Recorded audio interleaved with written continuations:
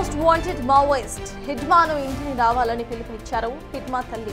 ఎక్కడున్నావు బిడ్డ, ఇంటికి వచ్చేయంటూ ఆమె ఒక భావోద్వేగానికి లొంగారు. ఇక్కడ మనం కష్టపడి పని చేసుకుందాం, ప్రజలతో కలిసి సద్భావనగా జీవిద్దామంటూ ఇంటికి రావాలని కోరారు హిడ్మా తల్లి.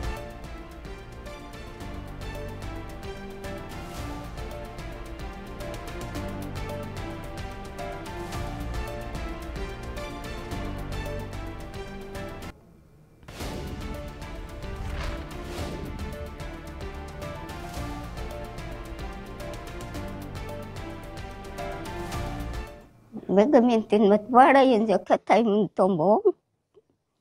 Wawarot pa beli kita na.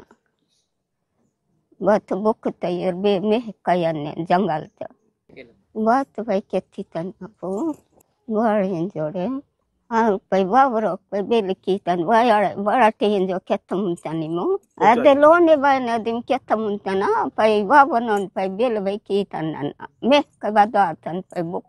Bokk tayo be mat mandanon pa ne ke yen taben bokk tinda ne ke natin jolo be mintin matwaral pe kaulo no kamay kistin talimo iga jata changben bat kikinu wara ఇప్పటికే ఇదే అంశంపై పూర్తి details మా ప్రతినిధి భాస్కర్ అందిస్తారు. భాస్కర్, చెప్పండి, హిడ్మా తల్లి ఒక భావోద్వేగానికి గురై ఇటు హిడ్మాకు సంబంధించి ఒక మెసేజ్ ను పంపించారు. హిడ్మా మరి తిరిగి వచ్చే అవకాశం ఉందనుకోవాలా? అప్డేట్స్ ఏంటి?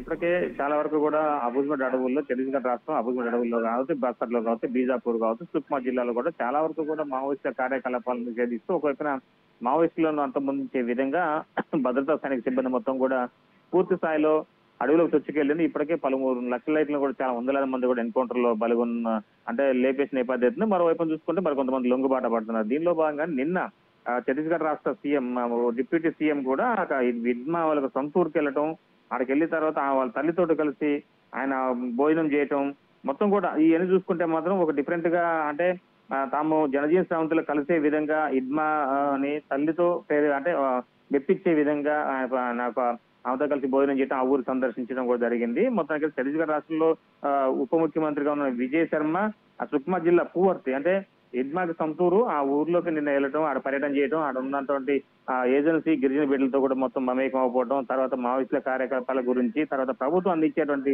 అభివృద్ధి పనులపై కూడా ఆయన అక్కడంతా కూడా వాళ్ళకి వివరించిన నేపథ్యం అయితే ఉంది. ఫలితంగా చూసుకుంటే తన తల్లితో కలిసి భోజనం చేయడం, గ్రామస్తులందరితో కలిసి భోజనం చేసిన తర్వాత హిడ్మా అని మంచిగా అంటే ఆమె జనజీవన సంస్థలు లొంగాలి అని చెప్పని తల్లిని కోరిన నేపథ్యంలో తల్లి కూడా అందుకు ఒక వీడియో విడుదల చేసింది. ఈరోజు తాజాగా, బిడ్డ నువ్వు ఎక్కడున్నా సరే నువ్వు దగ్గరలో ఉంటే జనజీవన సంస్థలకు వచ్చి కలువు, లేదా నేను ఎదగడం కోసం నేనైనా వస్తాను, లేకపోతే నువ్వు ఎక్కడున్నో చెప్పు కనీసం అని, లేక నువ్వు రాకపోతే నేనేం చేయాలి బిడ్డ అని ఒక కన్నీటి పర్యటనతో ఒక చిన్నపాటి ఒక వీడియో విడుదలైంది.